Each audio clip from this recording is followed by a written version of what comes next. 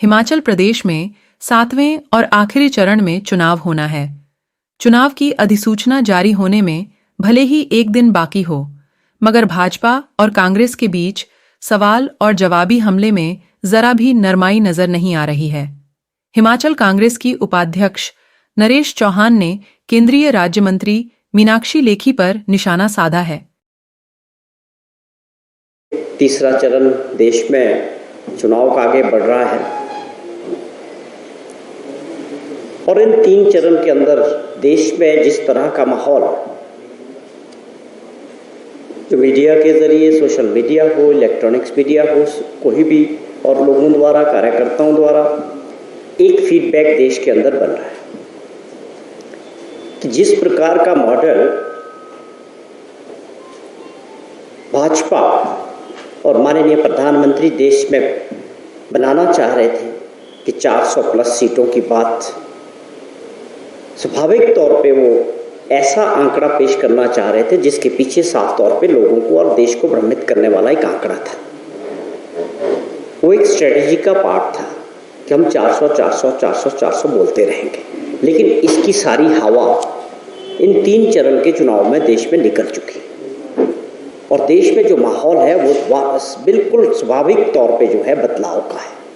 जो लोग 10 साल से सत्ता में हैं, जिनका वक्त देश की जनता को बताने का है कि हमने 10 साल के अपने कार्यकाल में युवा साथियों के लिए जो 2 करोड़ रोजगार की बात करें, महंगाई और बेरोजगारी, भ्रष्टाचार की आज कोई बात माननीय प्रधानमंत्री जी और उनकी टीम नहीं कर रही।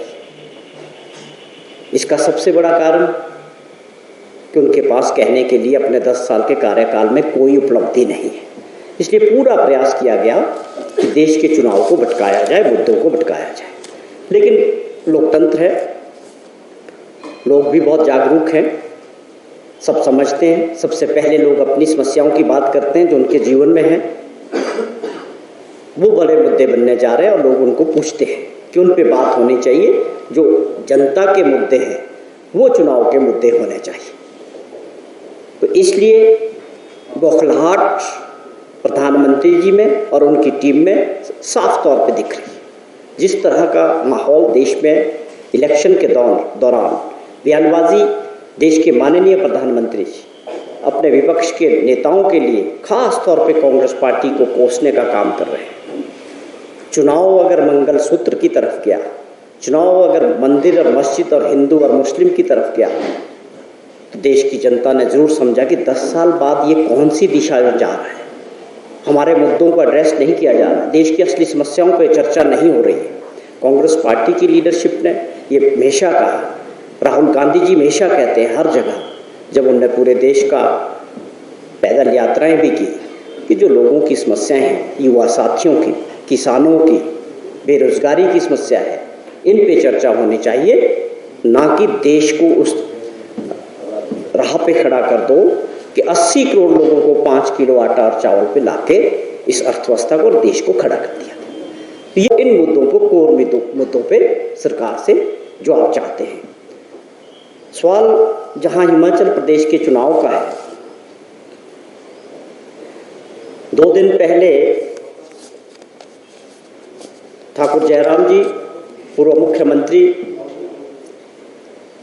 एप्पल बेल्ट में थे। वहां उन्होंने एक स्टेटमेंट दी कि 50 रुपये किलो एप्पल का स्पोर्ट्स प्राइस को लेके उन्होंने कोई बात की। मुझे बड़ी हैरानी हुई कि जो 5 साल तक प्रदेश के मुख्यमंत्री रहे, उनके आंकड़े इतने गलत कैसे हुए। और उसके बाद कल उनकी एक नेता जो भारत सरकार में मंत्री हैं, मीनाक्षी लेखी जी, शिमला में थी। उन्होंने कुछ आंकड़े मीडिया के ज़रिए, प्रेस कॉन्फ्रेंस के ज़रिए प्रदेश के बारे में रखे। मुझे बड़ा अफसोस हुआ, जिसमें बहुत सारी गलत जानकारी उन्होंने देने का प्रयास किया। इसके पीछे क्या कारण हो सकते हैं, या जानकारी नहीं है, या लोगों को भ्रमित करने का काम बेखूबी चल रहा है। तो हमने ये अपनी जिम्मेवारी समझा आप लोगों के माध्यम से कि इन दोनों बातों पे हम ज़रूर जो वास्तविक स्थिति है वो बताने का प्रयास करें। जहाँ तक सवाल है, हिमाचल एप्पल स्टेट है, उसके बाद आगे बढ़ा, आज हमारे फ्रूट्स बहुत सारे हैं, सब्जियों में हमारे लोगों ने, हमारे किसानों ने बहुत बड़ा नाम कमाया है कैश क्रॉप के तौर पे। एप्पल स्टेट के तौर पे जो अर्थव्यवस्था है वो 5,000 करोड़ से ऊपर की है। जब हम 5,000 करोड़ की अर्थव्यवस्था की बात करते हैं तो समझिए आप कि 3 लाख लोगों को सीधे तौर पे रोजगार एप्पल इंडस्ट्री से जुड़े हुए हैं, जो एक बहुत बड़ा डायरेक्ट एम्प्लॉयमेंट है। इनडायरेक्ट लाखों लोग, ये बहुत बड़ा चेन है। सेब पैदा करना, उसमें उस वहाँ के जो परिवार है, उनके सदस्य हैं या उनके साथ काम करने वाले जो मजदूर हैं, उसके बाद जब एप्पल क्रॉप आती है तो वो मंडियों तक और कंज्यूमर तक पहुँचाने में एक बहुत बड़ी चेन है। उसमें आढ़ती है, कमीशन एजेंट्स हैं, बीच के लोग हैं, ट्रांसपोर्टर हैं, बहुत सारे लोग हैं। लास्ट मैन इज़ रेडी वाला, जो आपके घर पे आके रेडी में फल बेचता है। तो इनडायरेक्टली एक बहुत बड़ी इंडस्ट्री है जो बिना सरकार के सहयोग से लाखों लोगों को रोजगार देती है। तो ये किसी भी सरकार की जिम्मेदारी है कि इस बड़ी इंडस्ट्री को बचाया जाए, और प्रदेश की जीडीपी में टूरिज्म और एप्पल इंडस्ट्री का बहुत बड़ा योगदान है। जो हमारा जीडीपी है उसमें जो इसका योगदान है वो बहुत बड़ा है। अब बात हुई कि माननीय प्रधानमंत्री जी ने 2014 में प्रदेश में इलेक्शन के दौरान और 2019 में दोबारा उन्हीं बातों को दोहराया कि मेरा हिमाचल प्रदेश से बड़ा विशेष नाता है और हमारी सरकार बनेगी तो हम सेब एप्पल इंडस्ट्री को बचाने के लिए बड़े काम करेंगे। लोगों का इंतज़ार ख़त्म हुआ 10 साल का। बात ये हुई थी, मांग ये है एप्पल इंडस्ट्री की, एप्पल ग्रोवर्स की, एप्पल पैदा करने वाले किसानों की, बागवानों की, कि हमारा जो इम्पोर्ट ड्यूटी है वो 100% होना चाहिए। उसका कारण था कि जिस प्रकार इस वक्त मार्केट के अंदर तकरीबन 20 से 30 देशों का सेब बाहर से आया है और उस पर मोदी जी की सरकार ने, स्वयं प्रधानमंत्री जी ने वादा करने के बाद 75% से 50% की ड्यूटी उसको घटाया, इंपोर्ट ड्यूटी को, और मांग थी कि हम इसको 100% करें। उसका कारण था कि हम बाहर के सेबों के साथ क्वालिटी में अपना कंपटीशन नहीं कर सकते हैं, उसको ख़त्म करना था और अपने देश में जो सेब पैदा करते लोग हैं उनको प्रोटेक्शन देना था। लेकिन आप देखें दुर्भाग्यपूर्ण, ये 50% होने के बाद आज ये स्थिति हुई है कि स्टोर के अंदर जो सेब था उसकी कीमतें 800 रुपये से 1,000 रुपये पेटी घटी है।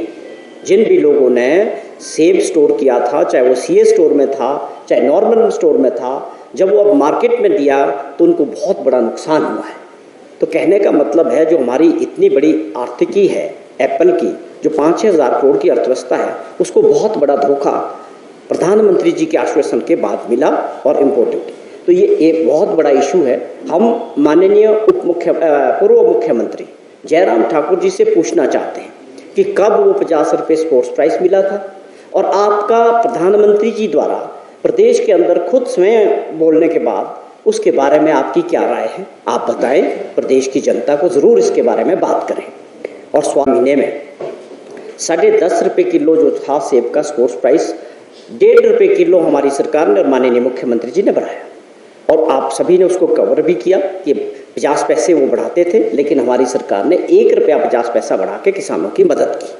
और उनकी एक मांग बहुत वर्षों से थी कि हम जो है इनका उत्पाद जो है किलो के हिसाब से मार्केट में बिकना चाहिए। हमारी सरकार आते ही उसको हमने रेगुलेट किया और पिछले साल जो सेब बिका मार्केट में वो किलो के हिसाब से बिका, जिससे निश्चित तौर पे बागवानों को उनके फसल के अच्छे दाम मिले। और उसके अलावा उनकी और डिमांडें थी, जिसमें यूनिवर्सल कार्टन की बात थी, वो सरकार ने आगे बढ़ाया, इस साल से उसको लागू कर रहे हैं।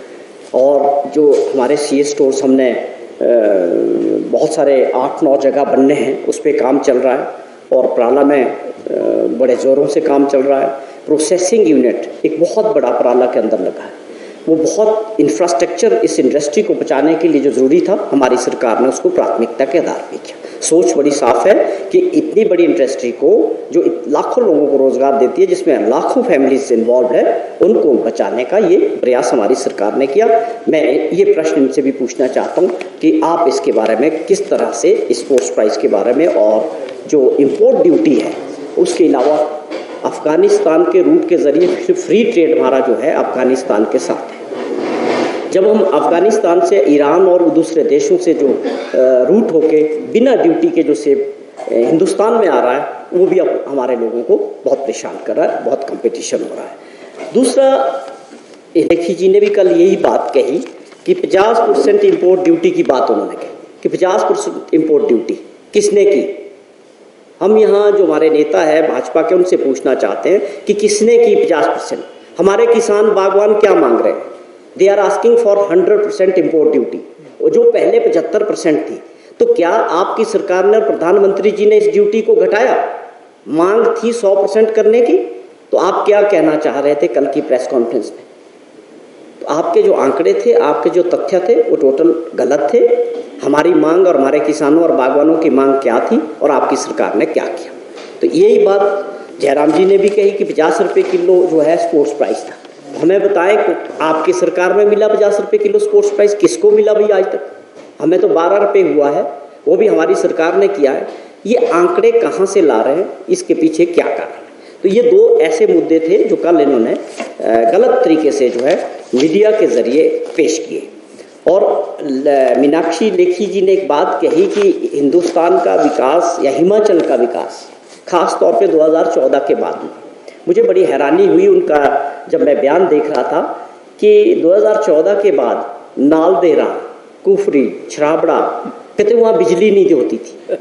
बहुत हैरानी की बात है कि इनके राष्ट्रीय स्तर के नेता आके हमारे घर में इस तरह की बात करेंगे। भाई हिमाचल प्रदेश को पहले आप जाने, पूरी वास्तविकता को पहचाने, तब जाके बयान दीजिए। हम फ्री पावर स्टेट हैं और हम एक ऐसा राज्य है जो वर्षों पहले 100% इलेक्ट्रिफिकेशन हो चुका है। आप तो बात कर रहे हैं नालदेहरा, कुफरी, शिमला की। मैं कहता हूं कि ट्राइबल एरिया में एक भी गांव हिमाचल प्रदेश में ऐसा नहीं है जहां बिजली ना हो। तो ये सारी चीज़ें इनको ठीक करने की आवश्यकता है। ऐसी भ्रमित और गलत बयानबाजी अपने राष्ट्रीय स्तर के नेताओं से हिमाचल प्रदेश भाजपा क्या कराना चाह रही है? प्रदेश आपका भी है, हमारा भी है। ये गलत तरीके से प्रदेश को बदनाम करने की जो ये कोशिश हो रही है, हम इसकी निंदा करते हैं।